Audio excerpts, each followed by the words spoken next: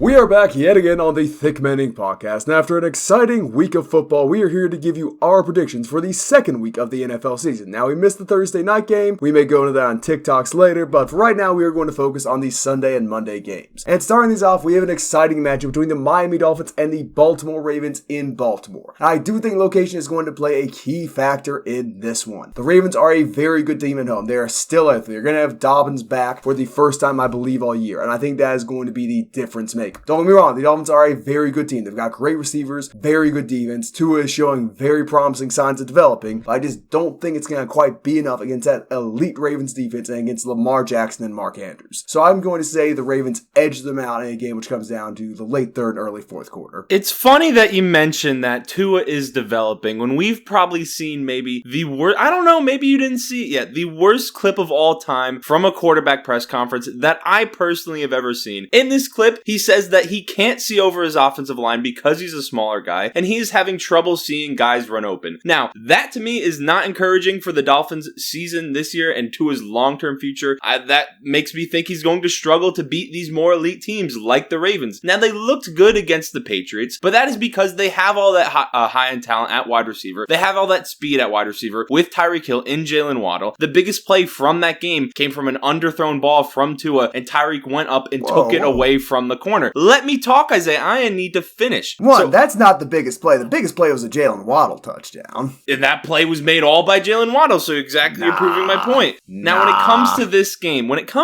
game, I think the Ravens are going to once again win pretty easily with their run game. Lamar Jackson, J.K. Dobbins, their backfield. They have a bunch of good tight ends. Devin Duvernay against the Jets showed that he's very capable of possibly being a good wide receiver in this league. Rashad Bateman made a couple plays, so I don't think this game's going to be very close. We saw the Dolphins' run game is good with Mike McDaniels leading the way as the head coach and also putting some of his philosophies into the run game. But I think it's going to be a relatively easy win for Baltimore. I don't know what football you watched last week. That ball to a throw to Jalen Waddle. Sure, Waddle did some stuff after the catch. That was right where it needed to be for him to get the ball. Like, Tua looks good, and you're going to make fun, he can't see over his offensive line. Drew Brees couldn't see over his O-line. Kyler Murray couldn't see over his O-line. They're both very good quarterbacks. Drew Brees is one of the best quarterbacks ever. So I just don't think it's a particularly valid criticism. I think you are a hater. I think you are envious that the Miami Dolphins have a young quarterback who's actually developing as opposed to Daniel Jones, who is sitting and rotting in New York. But we don't get into that. Have you ever seen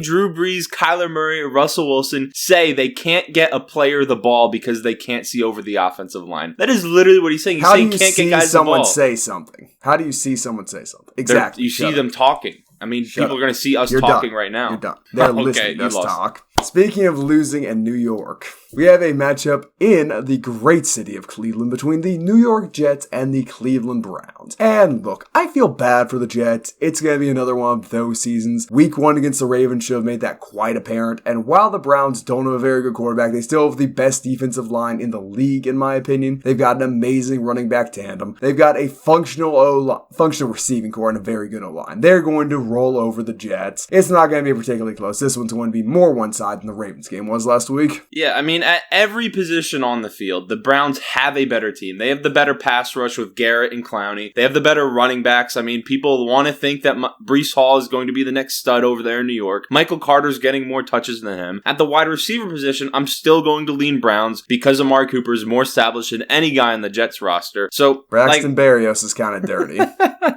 So I definitely agree with Isaiah. Despite the fact that Jacoby Brissett did not look great in his first game against the Panthers, I think the Browns win this one. Defense is going to dominate, and the running backs, like they did against the Panthers, are probably going to put up a crap ton of yards. And one thing which bears mentioning, the Browns certainly have a better kicker. That dude is an absolute stud. Cade York, or whatever his name was. 58 yards for the win. What an animal. Good from 70. For the brand. For the brand. And speaking of the brand, we've got a matchup between MCDC and Ron Rivera up in the Motor City, where the Detroit Football Lions take on the Washington Commanders football team and name redacted. And I think this is going to be the first time the Lions pull off a W in a long time. It's going to be the first time in a long time they've been favored to win a game, and they're going to go out there and beat the snot out of the Commanders. I don't think it's going to be particularly close. I think Campbell's going to have his boys ready to run through a brick wall. The pass rush may bother Goff, but the Lions have a very solid offensive line, so I would not be surprised if this game got away from Washington pretty quickly. And all in all, it will be a decisive win to set the course for the remainder of the season for Detroit. Yeah, I mean, we saw in week 1, the Commanders did much better than I certainly expected them to do. Isaiah picked them to win, but they also looked pretty good, and that happened to be against the Jaguars, and I have to give a shout out to Jahan Dotson, because I've been one of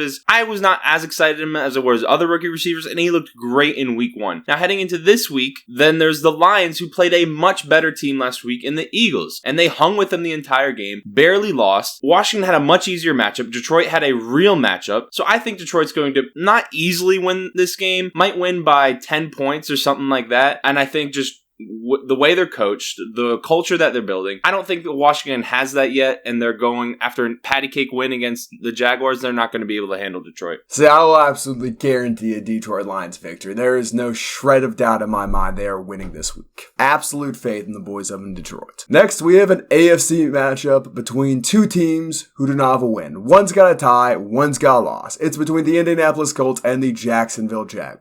And some people might think, okay, the Colts went out and lost to the Texans. They're going to be angry. They're going to come out hot. Jonathan Taylor is a force of nature. He's going to run rampant on the Jaguars. That's just not going to happen. Colts don't play well in Jacksonville. They never play well in Jacksonville. After a tie, they're going to record a loss. They're going to be last place in their own division after the Jackson Jaguars behind Travis Etienne and Trevor Lawrence go out there and beat the snot out of them. It's going to be a close game, but it's going to be a physical game, and I think the Jaguars will win a physical game in Jacksonville. So you're picking the Jaguars to win after last week where you think they had no shot against the Commanders, and I think everyone with a brain recognizes... The Colts don't win in Jacksonville. That's just how it is. The Colts are a Patriots better don't win football in Miami, team than the Jaguars. and the Colts don't win in Jacksonville. Yeah, well, but Jonathan Taylor went for 164 last week against the Texans. The Jaguars also don't have a very good run defense. They have a good pass rush now with Travon Walker and Josh Allen, but I think with what the Colts showed against the Texans, they kind of had that late second half push. I think they just got out to a slow week 1 start. We know week 1 doesn't matter, and I think the Colts are going to bring it back, win by multiple scores against the Jaguars this week. Nah, you're off your gourd. There ain't win by multiple scores. I'm off my gourd. At bare minimum, it's going to be a tight game. I don't know what to tell you. You were just a hater of Trevor Lawrence. You were envious that he can actually throw a ball a little bit, unlike Justin Fields, who has to have the weather and God save him from the 49ers. Speaking of weather, we are now going to kick over to somewhere which is in a dome, the most famous dome in all of football, the Superdome, for an exciting matchup between the Buccaneers and the New Orleans Saints. And after the Saints went out there and played a close one with Atlanta, which required a grade A Classico Atlanta choke to win, I just can't pick them to win. I just can't do it. The Buccaneers offense looked bad against the solid Cowboys defense. It's week 1. Tom Brady is going to bounce back. He's going to get his mind back on football. Giselle's going to stop threatening to divorce him, and he's going to throw for 400 passing yards. The Buccaneers are going to win this game. I think it's going to be fairly easy. Slant Boy's probably going to have another good performance, but other than him, it's going to be a rough outing for the Saints. Another game this week where you are just so wrong and not thinking very deeply into the matchup. Now, on the surface level, I would agree with you. Normally, I am picking the Buccaneers to win 10 times out of 10 because I love the talent they have on offense. I love their defense. Tom Brady is still a very capable quarterback, even at his age. But when you take a look at the injury report, it tells you a different story. Every wide receiver on the Buccaneers offense is dealing with an injury, from Mike Evans to Julio Jones, Russell Gage. Chris Godwin's definitely not going to play after,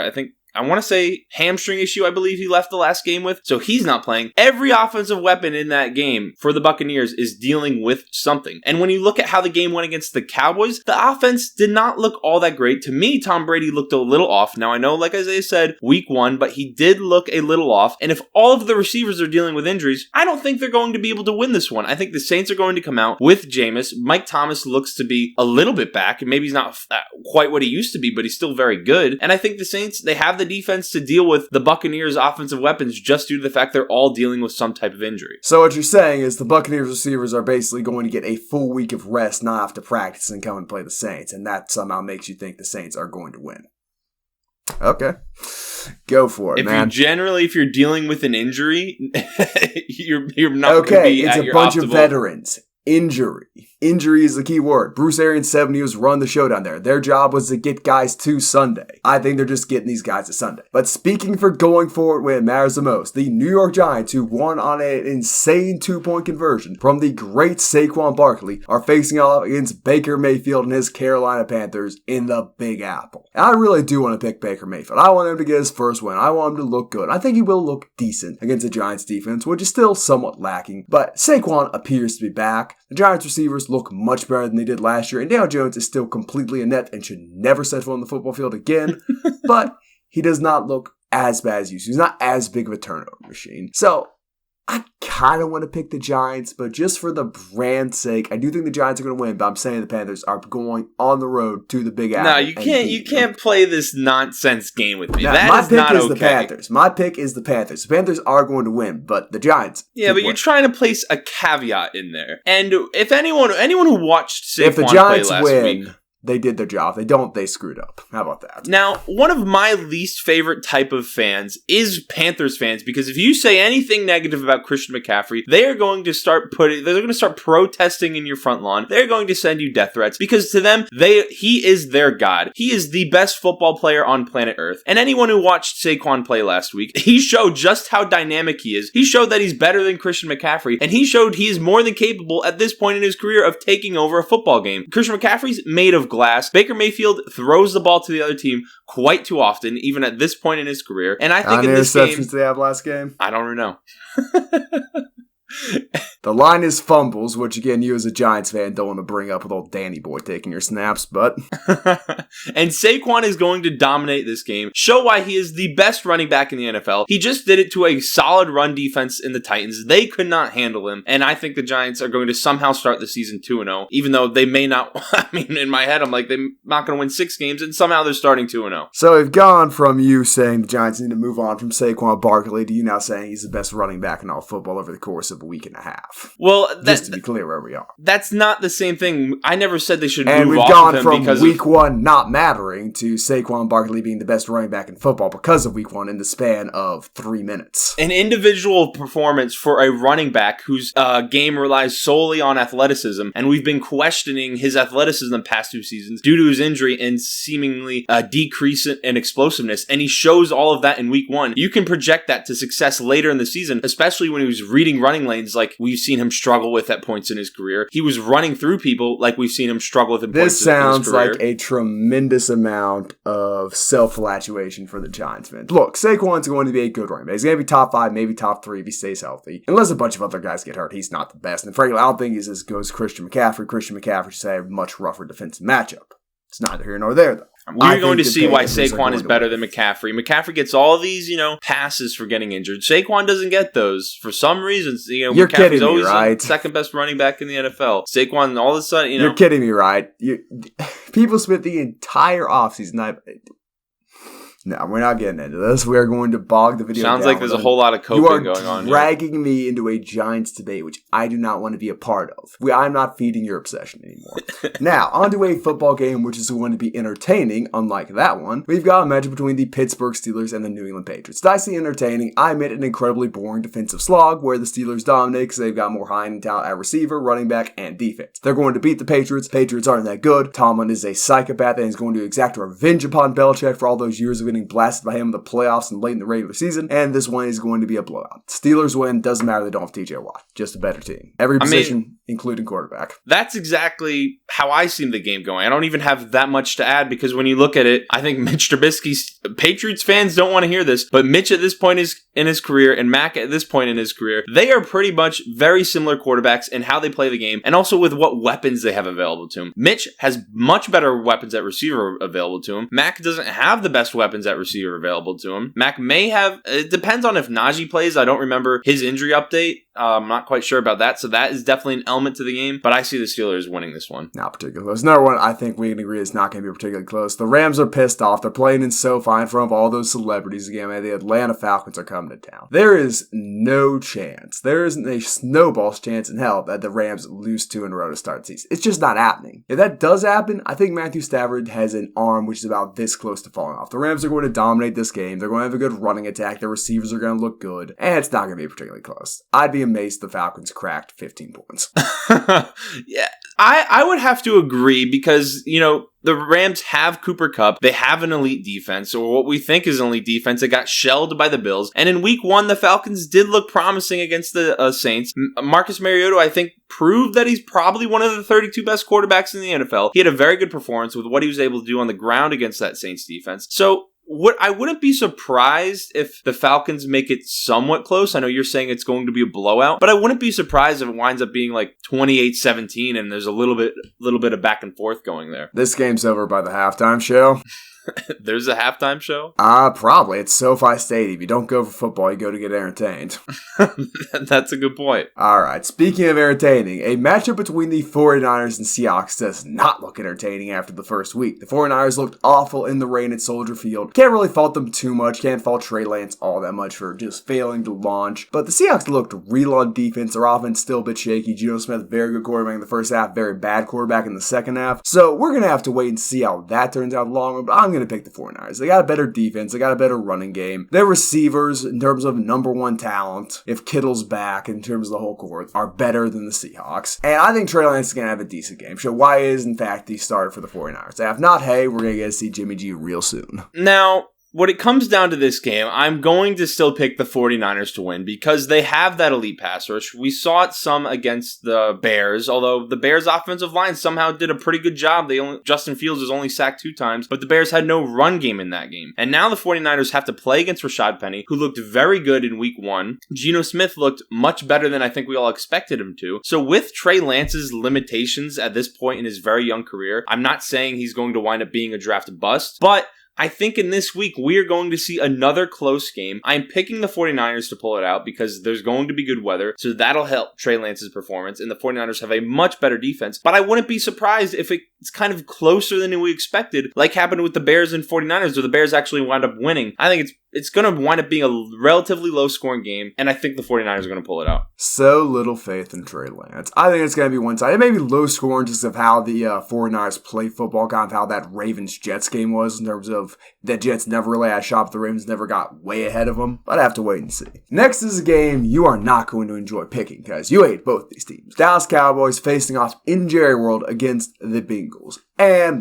look, I hate the Bengals as much as the next guy, but I hate the Cowboys all the more, which is why it's going to pain me to pick them to win this game. Now, I know they don't have Dak Prescott. I am well aware. But at the same time, I'm going to sit here and pound the set and say Micah Parsons, who had 2 sacks and a decent Tampa Bay Buccaneers offensive line, is going to feast upon Joe Burrow. If Burrow drops back more than 30 times this game, Micah Parsons might have 4 sacks. I think he's better than TJ Watt, if you want my honest opinion. He looked insane as a rookie. He looked insane week 1. He is going to dominate this game. I think it's one of those games, you think back to Khalil Mack getting 5 sacks in the game, just taking over a matchup when he was on the wrist. I think that's what's going to happen here. Micah Parsons is going to dominate. The Cowboys are going to find a way to win a chippy, low-scoring game in Jerry World, and Joe Burrow will continue to be clowned by everyone with half a brain. Well, when you take a look at the Bengals, and we love to slander the Bengals, but, part of me does hate the Cowboys more, but I'm also going to be realistic with this. The Bengals in week 1 against the Steelers, Joe Burrow turned the ball over 5 times. He turned the ball over 5 times and still only lost the game because his kicker missed the game-winning kick. So when we're playing the Cowboys, who put up 3 points against the Buccaneers, the Bengals are going to win this game. The Cowboys don't have Dak at quarterback. Their wide receivers are not very good. Their offensive line is not very good. The Bengals have a pretty good pass rush. So I don't see this game being close at all. I think Joe Burrow is going to throw for over 300 yards. He did it against the Steelers defense, which in my opinion is better than the Cowboys. And I don't see how this game is close. I don't see how the Cowboys have a chance at winning. Well, you clearly, again, do not have faith. Individual effort. Trayvon Diggs is going to have a good game. Lock people up. Micah Parsons, elite performance.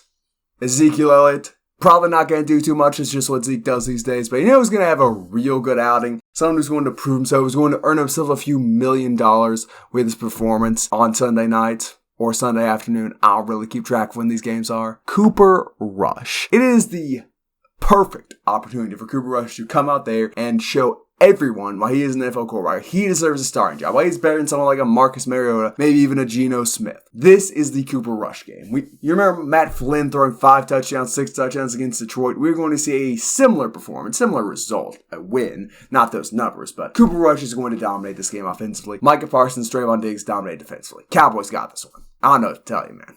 I don't see that happen. You just have zero faith in them boys. And I don't blame them. They suck. Alright, Broncos country, let's ride. Look, I like Davis Mills more than most, but I think he's the best quarterback in his class at the moment. That being said, I just can't pick him to go to Denver and beat Russell Wilson after Russell Wilson got humiliated in Seattle in his first game back. The Broncos also aren't going to fumble the football twice on the 1-yard line this game, so I just got to give it to the Broncos. I know I picked against the Texans last week. I'm picking against them again. The Broncos are going to smoke them. There's not really too much to it. If the Broncos lose this game That's the most embarrassing thing that could quite possibly happen to Russell Wilson. Not only did he lose to his hometown, or not a hometown team, but his old team, he lost to a team that was projected to win 4 or 5 games by many people in the media, many fans, and now he's going up against the Texans. Including us. And now he's going against the Texans, who are also projected to win less than 5 games based on the overall talent they have on their roster. So if he starts the season 0-2 to those teams,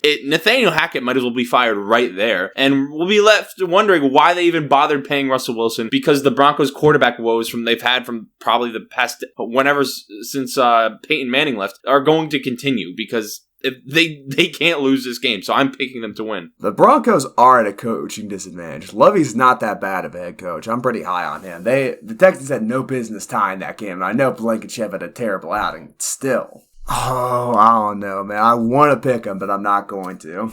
I want to go with my heart. I gotta go with the brain. And speaking of using our brains, we are going to do that, unlike certain former head coaches of the next team we're going to talk about, by picking the Oakland Raiders at home in Las Vegas to beat the Arizona Cardinals. And I feel bad for Kyler Murray. There's going to be a lot of narratives about his play calling, his study of film, his time spent on 2K now that it just came out, getting his My Player up to snuff, working on his mid-range and that. But really, the Cardinals are at a disadvantage. Worst wide receivers, worst tight end, I'd say worst defensive line. Secondary, I think, is kind of a wash, and if we're being honest, worst passing quarterback. Kyler is much more mobile, but in terms of just slinging the ball, Carr is better than him. So I think that is going to give the Raiders the edge. They're going to win a fairly close game on Sunday afternoon. Well, you take a look at the Chargers. The Raiders played one of the best teams in the NFL, not just the AFC last week in the Chargers. And it was a close game. They lost by, 5 points, 24-19, I believe the score was. So they're going against the Cardinals. Like you said, I think they're betting pretty much everywhere. They can compete with pretty much anyone. Devontae Adams had 10 catches for 100-something yards, went off. Darren Waller had 80-something yards. They have a very good offense. They have a good pass rush. Didn't get going last week. And then we see the Chargers, they just played the Chiefs. The Chargers probably win that game, especially with how their pass rush is, if Justin Herbert doesn't throw that pick 6. And they were in the Chiefs Stadium. So Raiders had a very good performance week 1, despite the loss. There's no doubt in my mind they win this game. None whatsoever. Now on to Sunday Night Football, where we get one of those classic rivalries, which just hasn't been the same for 2 decades now. A Green Bay Packers squad hungry for their first victory take on the upstart Bears, who upset the mighty San Francisco 49ers. And look, I'll put it like this. Everyone in the world is going to pick the Packers to win this game. Oh, pissed off Aaron Rodgers is going to yell at his rookie receivers. Week 1 doesn't matter. Nah. The Bears did what Aaron Rodgers has never been able to do and beat the 49ers. So if you think about by law of equivalent exchange and whatnot, that means the Bears are a better football team than the Green Bay Packers. They scored more points in a driving rain than a Packers squad did in perfect weather. What more do you need to say? The Bears are going to go out there and beat the Green Bay Packers. Upset of the week, by far. No one is going to see this game coming but me. Bears win. Mooney has an amazing night. Fields has an amazing night. Their defense looks very solid, and Aaron Rodgers goes on the Pat McAfee show and cries many, many bitter tears on Tuesday. I want to believe that the Bears can win this game because I am a very big Justin Fields fan, as Isaiah knows, and maybe some people that listen to us talk, but I just don't, I don't see a way they can win this game against the Packers. After week 1, there's no, the receivers can't be much worse than they were. The offense for the Packers can't be much worse than it was. And the Bears defense is not quite as good as the Vikings defense, at least in my opinion. And on the Packers defensive side of the ball, Mooney is not Justin Jefferson. Justin Jefferson is one of the 4 or 5 guys in the NFL that you simply can't cover, and you just have to find a way to slow down. So I think the Packers wind up winning this game. Now, I want the Bears to win. I want to see Justin Fields light up the Packers, but I don't see with the talent he has on his roster how that's possible. So little faith. Justin Fields is the talent, Tristan. He doesn't need any talent around him besides Mooney, someone to catch the ball. Alright, on to the Monday night games, and we have 2 this week, both of which are looking like pretty good matchups after week 1. Maybe not so much for the Titans, but the Bills are taking on the Tennessee Titans, led by Derrick Henry at home in Buffalo. And previously, last year specifically, the Bills' biggest issue was their run defense. When Tre'Davious White went down late in the season, had some issues in coverage as well, but they struggled defending the run. Derrick Henry ran all over them. Jonathan Taylor ran all over them. They just couldn't stop it. Their run defense looks pretty good, or looked pretty good in that Rams game. I think that is going to translate. Are they going to be able to just fully stuff Henry? Probably not. But the acquisition of Von Miller, those 2 safeties coming down hard in the box, that is going to be enough to slow him down at least. And if Henry is slowed, that Titans offense is doing nothing. There is no one on that team to throw to, and Ryan Tannehill isn't that good for quarterback in the first place. This one's going to be a Bills victory. I think it's not going to be a blowout just because the Titans have a bad habit of running the clock down pretty quickly with all their running, but I'm going to get this one with the Bills. There's no way the Titans win this game. They just lost to the Giants, whose defense is nowhere near what the Bills' defense is, at least in my opinion. The Bills have Josh Allen, one of the 3 best quarterbacks in the NFL. I think Herbert, Allen, and Mahomes, they're all exchangeable to me at this point, to a certain extent. And the Bills are better at every position on the field, with the exception of running back with Derrick Henry. So I don't see a way the Titans win this game. They couldn't do it against the Giants, and now they're going to Buffalo. I don't see there's no way they win this game. I don't know, man. Derrick Henry, 200-yard, and I could theoretically. I'm not dismissing him. I'm just saying it's unlikely because the Bills' run defense got better. But there's a way. The path is there. It's just narrow. They would have to slow down the game, get an interception off of Josh Allen, get up early, and just keep that run game going. They can do that to anyone, but I just don't see that happening, especially with how elite the Bills' offense is and how good Josh Allen is. Stranger things have happened. And as a Vikings fan, I think back to the last time they played in the great city of Philadelphia. NFC Championship game. Vikings had just pulled off the Minnesota Miracle, the high point of the season by far. The best play, maybe in playoff non-Super Bowl division history. And then they just got slaughtered by the Eagles. It was an embarrassing game. Case Keenum looked awful. The defense looked shell-shocked. There was no run game. Latavius Murray did not get off the bus that week. And it was just very, very unfortunate for the Vikings fans. Monday night is redemption for that. They are going to ride on into Philadelphia with their minds full of that last fateful trip over there and show why they are a team which actually has playoff aspiration, a team which wants to go back to the NFC Championship, which wants to go to the Super Bowl for the first time in a long time. I think they beat the Eagles. I know the Eagles are the offseason champions. They got a good wide receiver. They got a good defensive lineman. That doesn't matter. The Vikings run outside. They've got good cornerbacks. They've got one of the best safeties in the NFL, and Jalen Hurts is not an amazing passer of the football. If you only beat the Detroit Lions by 3 points, you cannot hope to compete with the legend of a man that is Kirk Cousins in prime time. So now Isaiah is riding the Vikings. All of a sudden, he's a big Kirk Cousins supporter, when in recent history, that has not been the case, and he is very anti-Vikings. Hey, what did I say week 1? You said the Vikings are going to win. And why did I say they were going to win? Because you're now a Kirk Cousins. New era. Because it's a new era. Mike Zimmer's Mike out. Zimmer is gone.